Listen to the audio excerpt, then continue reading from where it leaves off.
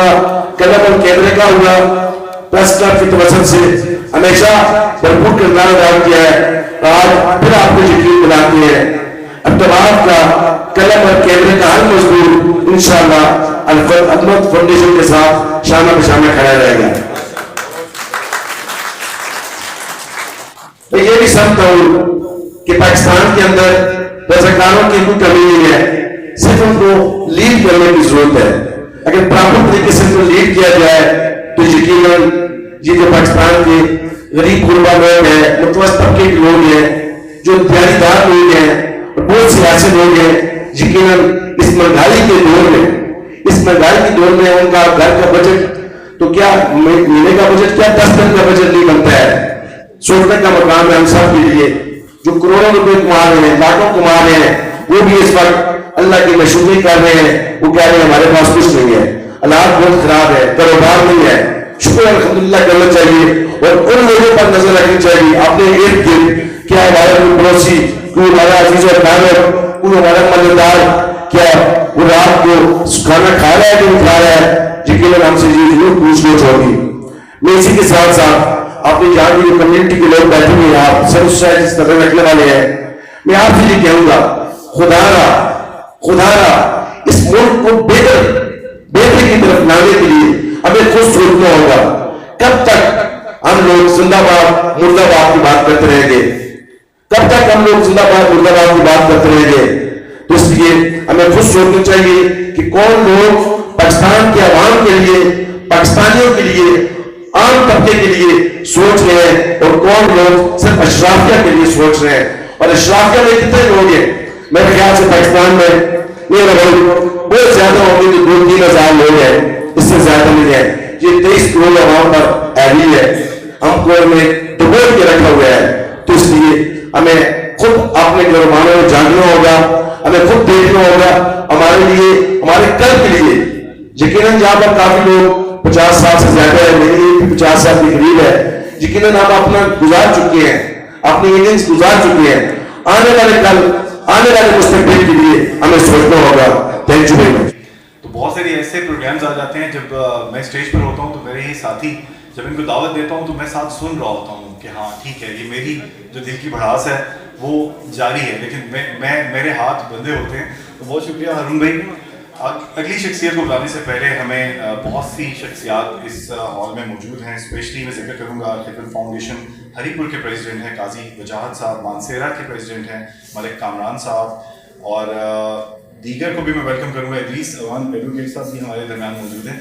سب کا بہت شکریہ. پھر بات وہیں پہ آتی ہے کہ اللہ نے ہمیں آپ سب کو یہاں پر جب بلا لیا، چن لیا، فیصلہ کر لیا کہ الخدمت فاؤنڈیشن کی ڈونر کانفرنس میں یہ شخصیات، یہ لوگ، یہ ہماری بہنیں جو ہیں یہ پہنچیں، تو اللہ نے ہم سب کو یہاں پر بلایا. ہم اللہ کے شکر گزار ہیں. تو میں ابھی دعوت دوں گا ہماری بہن، ہمارا فخر بھی ہیں، additional deputy commissioner relief Rabia Sajjad Abbasi صاحبہ کو کہ وہ آئیں اور آج کی اس ڈونر کانفرنس سے اپنے خیالات کا اظہار کریں.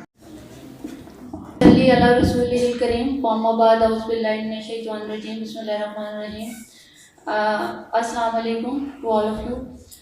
میں Rabia Sajjad Abbasi, additional deputy commissioner Hyderabad for relief and human rights. First of all آپ سب کو بہت شکریہ ادا کرنا چاہتی ہوں فار ہیونگ می ہیئر، اور آپ لوگوں کا بہت شکریہ ادا کرنا چاہتی ہوں اتنی خوبصورت اور اتنی بابرکت محفل سے جانے کے لیے.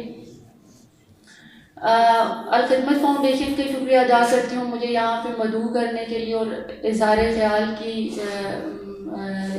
کا موقع دینے کے لیے. آپ لوگ کا شکریہ. میرے خیال میں میرے سے پہلے بھی کافی باتیں ہو چکی ہیں، اور میں جب آئی تو ہمارے صحافی بھائی جو بات کر رہے تھے انہوں نے بھی کافی اچھی بات کی. پاکستان کے جو معاشی حالات ہیں وہ ہم سب کے سامنے ہیں، اور میرے خیال میں اتنا عام انسان کے سامنے نہیں ہے جتنے کہ یہ سرکاری ملازمین کو، یعنی کہ ہمیں پتہ ہے کہ ہم لوگ معاشی طور پہ کس نہج پہ کھڑے ہیں. اس کے اوپر انفارچونیٹلی جو ہمارے ڈیزاسٹرز آ جاتے ہیں ان کی وجہ سے یہ حالات مزید دگرگوں ہو جاتے ہیں. جیسے کہ ہم سب جانتے ہیں کہ فلڈ 2022 کا جو تھا اس نے 12 ملین جو لوگ تھے ان کو افیکٹ کیا ایڈورسلی. پاکستان کی بڑی آبادی سے متاثر ہو گئی, لوگوں کی زمینیں, فصلیں اور ان کے گھر تباہ ہو گئے. اور اس سارے معاملے میں جو ہے اور اس ساری کیٹاسٹرافی جو ہے اس میں الخدمت فاؤنڈیشن نے کس طرح ان بے گھر اور بے سہارا لوگوں کی مدد کی, یہ کسی سے ڈھکی چھپی بات نہیں ہے اور یہ واقعی بہت قابل تعریف اور قابل ستائش بات ہے. اب میں دعوت خطاب دوں گا. ہمارے بڑے بھائیوں کی طرح ہیں اور بہت کچھ ان سے سیکھتے بھی ہیں, سمجھتے بھی ہیں.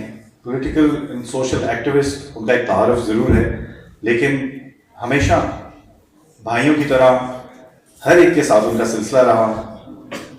امیر جماعت اسلامی شہر ایبٹ آباد جناب محمد امجد خان جدون صاحب سے ریکویسٹ کروں گا کہ وہ آئیں اور آج کی اس پررونق محفل, اس ڈونر کانفرنس سے اپنے خیالات کا اظہار کریں. آپ کی بھرپور تعلیم.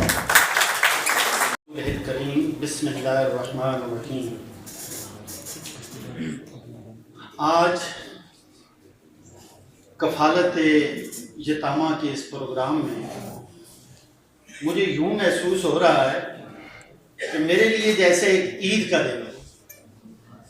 مجھے مسرت ہے, مجھے خوشی ہے کہ میرے آقا علیہ الصلوۃ والسلام نے جب یہ فرمایا کہ یتیم کی کفالت کرنے والا قیامت کے دن میرے ساتھ اس طرح ہوگا, تو میں یہ دیکھ رہا ہوں کہ یہ جتنے چہرے بیٹھے ہیں یقیناً ان میں سے اکثر جو ہیں وہ کچھ ڈونیشن دیں گے آج, لیکن ان کے ساروں کے چہرے جو ہیں وہ بڑے اشاش بشاش ہیں. میں سب سے پہلے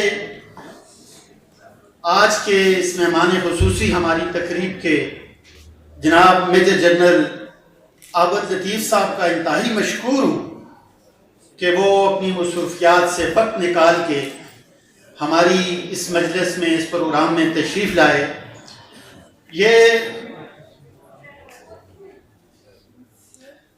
ہمارے لیے ایک ایسا موقع ہوتا ہے کہ جس میں ہمارے وہ لوگ جو ہماری یہ جو پازیٹیو ایکٹیویٹیز ہوتی ہیں ان کو جو ہے وہ دیکھ کر, اور اس طبقے میں جو ہماری پہنچ سے بسا اوقات یا بعض اوقات باہر ہوتا ہے اس میں جو ہے نا ہمارے سفیر کا کام کرتے ہیں.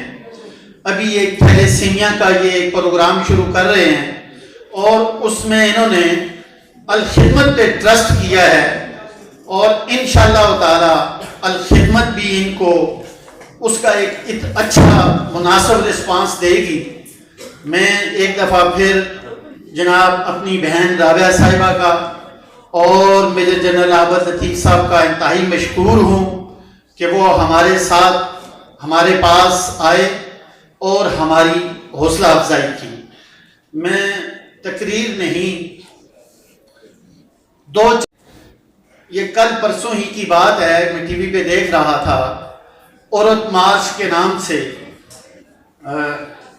بہت سے بڑے شہروں میں مارچ ہوئے, تو میرے دل میں ایک میں نے نظم دیکھی ہوئی تھی, تو میں نے سوچا کیوں نہ اس موقع پہ عورت کے حقوق کے لیے عورت کا باہر نکلنا اچھی بات ہے, لیکن میرے خیال میں اسلام نے جو عورت کو حقوق دیے ہیں اگر ہم وہ عورت کو ادا کر دیں, ان کو پورا کر دیں, تو اس عورت کو باہر نکلنے کی ضرورت نہ پڑے. یہ دنیا مختصر ہے, اللہ نے ہم کو پیدا کیا ہے, ہم کو یہ اپنی مرضی سے نہیں آئے. کوئی غریب کے گھر میں پیدا ہوا تو اس کا کوئی قصور نہیں ہے. ہم نے یہ ہمارے ذمہ ہے کہ ہم نے ان چیزوں کا خیال رکھنا ہے. میں اپنے مہمان خصوصی اور دیگر جتنے بھی آئے ہوئے مہمانان ہیں ان سب کا, خصوصاً راجہ روم صاحب, جنرل سیکرٹری اپنا شفیق صاحب اور ان کے سارے جتنے بھی ذمہ داران ہیں ان کا بھی, اور باقی بھی جتنے احباب باہر سے اور یہاں سے لوکل تشریف لائے ہیں, ایبٹ آباد الخدمت کی جانب سے ایک مرتبہ پھر شکریہ ادا کرتا ہوں. جزاکم اللہ تعالی, بہت بہت شکریہ. شروع ہو چکا ہے, بہت ساری تقاریر یا مقررین اپنی بات رکھتی ہے. میں تو آفیشیل طور پر جو ہماری روایت ہے رمضان سے پہلے رجب اور شعبان کے مہینوں میں خیبر پختونخوا اور پورے پاکستان کے تمام شہروں میں اس طرح کی ایکٹیویٹیز کا انعقاد کرتی ہے، اور جب آپ کو بلاتے ہیں کسی بھی شہر میں، اس شہر میں وابستہ بیوروکریسی کو بھی، تاجر کو بھی، ڈاکٹرز کو بھی اور کمیونٹی کے جتنے لوگ ہیں، صحافی ہیں، تو ہم بالکل کلیئر ہیں کہ ہم نے کس مقصد کے لیے آپ کو بلایا ہے. اور یہ آج کی محفل بھی تذکیر اور یاد دہانی کی محفل ہے. بڑے کلیئرلی ہم اس میں یہ کہنا چاہتے ہیں کہ الخدمت یہ تمام کام بلا تفریق انسانیت کی خدمت. اور یہ میں اس لیے چاہوں گا کہ شاید اس پورے انوائرمنٹ میں کسی سوچ کا آپ شکار نہ ہو کہ ہم یہ کام شاید میں کسی ایک طبقے کے لیے یا کسی ایک مخصوص آپ کہہ سکتے گروہ کی بنیاد پر، بلکہ آفیشلی جو الخدمت کی ہمارا جو ماٹو ہے وہ خیر الناس من ینفع الناس ہے، کہ انسانوں میں سے بہترین انسان وہ ہے جو دوسرے انسانوں کے لیے مفید ہو. تو اس لیے وداؤٹ اینی ڈسکریمنیشن کہ رنگ کی، علاقے کی، مذہب کی اور پولیٹیکل افیلیشن کی، اس تفریق سے بالاتر ہو کر آئیڈیالوجی، نظریہ آپ کا بھی ہو سکتا ہے، میرا بھی ہے، لیکن خدمت کا کوئی ان معنوں میں کہ جو اسلام نے اور نبی صلی اللہ علیہ وسلم نے ہماری رہنمائی کی ہے وہ یہی ہے کہ الخلق عیال اللہ، مخلوق اللہ کا کنبہ ہے، تو مخلوق جہاں پر بھی ڈیزرو کرے گا وہاں الخدمت پہنچ جائے گی. ابھی یہ اس لیے نہیں ہے کہ میں ایک پاک فوج میں ایک عہدے کے بعد ریٹائر ہوں، بلکہ اس کی وجہ یہ ہے کہ بنیادی طور پہ، آبائی طور پہ میرا تعلق بھی ایبٹ آباد سے ہے. ہماری سب بہن بھائیوں کی پیدائش بھی ایبٹ آباد کی، اور ہمارے والدین بھی ایبٹ آباد کے. میری ابتدائی تعلیم کینٹ پبلک اسکول جو اب فیڈرل پبلک اسکول ہے اس سے ہوئی، پھر میں نے میٹرک برنام اسکول سے کیا، کالج سے، پھر گورنمنٹ کالج ایبٹ آباد سے میں نے ایف ایس سی کیا اور کاکول پاکستان ملٹری اکیڈمی 1986 میں جوائن کی. اس کے بعد سے میرا آج پورے 37 سال کے بعد، آج سے 10 دن پہلے میں فوج سے ریٹائر ہوں، اور پاکستان کے ہر تقریباً جگہ پہ الحمدللہ میں نے اپنے فرائض انجام دیے. اور 10 دن پہلے ریٹائرمنٹ سے پہلے ہی میں نے یہ سوچ لیا تھا کہ ساری عمر اس معاشرے نے، اس ملک نے، اس قوم نے اور اس سرکار نے مجھے دیا، ہم اس پہ تھے ریسیونگ اینڈ پہ، میں لیتا ہی رہا. تو میں نے ریٹائرمنٹ کے بعد کچھ ایسے کرنا ہے کہ جس میں میں گیونگ اینڈ پہ آ سکوں، یعنی میں تو انشاءاللہ تعالیٰ آنے والے وقتوں میں ہم مزید اس کو فعال بھی کریں گے، اور آپ سب کی رہنمائی میں اور آپ سب سے مل جل کے انشاءاللہ ہم آگے بھی کام کریں گے. اللہ تعالیٰ ہم سب کو آسانیاں دے اور آسانیاں تقسیم کرنے کی توفیق عطا فرمائے. شکریہ. السلام علیکم. کہ آپ کے سامنے ٹیبل پر وعدہ فارم موجود ہیں، اور یہاں پر بیٹھے ہوئے جتنے بھی خواتین و حضرات ہیں، ہماری یہ خواہش ہے کہ اس نیک مقصد میں، اس نیک کام میں اپنی استطاعت کے مطابق ہر بندہ حصہ ضرور ڈالے. فنڈنگز آج ہو رہی، اور اس جیسے کتنے پروگرامات الخدمت فاؤنڈیشن کے بھی آپ پہ چل رہے ہیں. الحمدللہ یہ ہزارہ ریجن کے اندر ہمارے 2 آغوشیں ہیں. ایک جو آپ کے پڑوس میں آغوش ہے، اس کا تقریباً 3.5 کروڑ روپے کا بجٹ ہے، جو آپ بھائیوں کی تعاون سے الحمدللہ پورا ہو رہا ہے، اور ہم اس ادارے کو چلا رہے ہیں. ایک بچے کے اوپر ہم سالانہ وہاں پر 1,80,000 روپے خرچ کرتے ہیں. اس میں اس کی پاکٹ منی سے لے کے اس کی اسکولنگ تک اور اس کے عید کے گفٹ تک ساری چیزیں موجود ہیں. بچے کو ہم 5 سال کی عمر میں وہاں پہ اڈاپٹ کرتے ہیں، اور بچہ ایف ایس سی کرنے کے بعد ہم سے وہاں سے جاتا ہے، اور الحمدللہ بڑا آئیڈیل سچویشن میں جاتا ہے. اس وقت بھی بچے ہمارے وہاں سے، انہوں نے ادارے کے بچوں نے یہاں پر آپ کے ساتھ جوائننگ دی ہے. کچھ ٹیبلز پہ وہاں پر آپ ان سے اگر ملاقات ہوگی تو آپ ادارے کے حوالے سے معلومات لے سکتے ہیں. میں آپ تمام بھائیوں کو دعوت دوں گا کہ آپ ضرور اپنے اس ادارے کو وزٹ کریں، اور وہاں پر کم سے کم ایک بچے کی کفالت کا ذمہ اٹھائیں. کہ الخدمت ایسے بے شمار بچے موجود ہیں جن کو اپنے سسٹم میں لینا چاہتی ہے، وہ صرف آپ کے اس پہ. تو ڈاکٹر علی اسد شاہ صاحب نے 2 بچوں کی اسپانسرشپ لی ہے جی. یہ وہ بچے فیملی سپورٹ کے بچے ہیں جو گھروں میں اپنی ماؤں کے پاس ہیں. ادارے میں ہمارے پاس 130 بچوں کے علاوہ وہاں پر جگہ نہیں ہے، اور ہماری خواہش ہے کہ ہم کم سے کم اس کی تعداد کو دوگنا کریں. وہ آپ کے تعاون سے ہی ممکن ہے. تو امید رکھتے ہیں کہ آپ ان بچوں کے ساتھ ساتھ وہاں پر وزٹ کرنے کے بعد آغوش کے بچوں کو بھی اسپانسر کریں گے. اور ایسے آرفن بچوں کے لیے ہمیں بھرپور تعاون فرمائیں گے. باپو خالد صاحب ہیں جی اویلیاں سے, انہوں نے ایک بچے کی اسپانسرشپ کی ہے جی 54,000 روپے میں. مسز سید سیام گیلانی صاحب ہیں, انہوں نے ایک بچے کی اسپانسرشپ کی ہے جی 55,000 روپے میں. ماشاءاللہ جی. ڈاکٹر ناجر سیف اللہ صاحب ہیں جی, انہوں نے بھی ایک بچے کی اسپانسرشپ کا ذمہ اٹھایا ہے جی 55,000 55,000 روپے. ڈاکٹر حمزہ صاحب ہیں جی DHQ سے, انہوں نے بھی ایک بچے کی کفالت کا ذمہ اٹھایا ہے جی 55,000 روپے میں.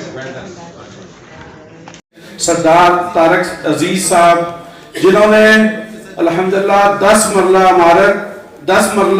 عمارت 3 منزلہ سٹرکچر کے ساتھ اماؤنٹ اس کی بنتی ہے تقریباً 1.5 کروڑ روپے.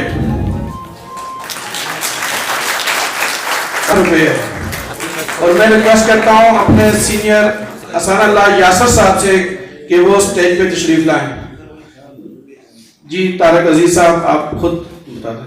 ہری پور رہائشیاں اور جماعت اسلامی نال میرا وابستہ تعلق میرے والد صاحب لالا عبدالعزیز صاحب جڑے فوت ہوئے اور انہاں اساں دفن ہری پور کیتے اور وہ جماعت دے کابرین بھی جو ہے ضلع ہری پور دے اندر عباس صاحب ٹھیک ہو اساں انہاں دی قبر اتھے کی تھی. اس بعد اساں ایک عہد کیتا ہے کہ اسی نملی میرا دے اندر ایک مسجد اس ایمبولینس کے لیے اپنا شیئر خود دے.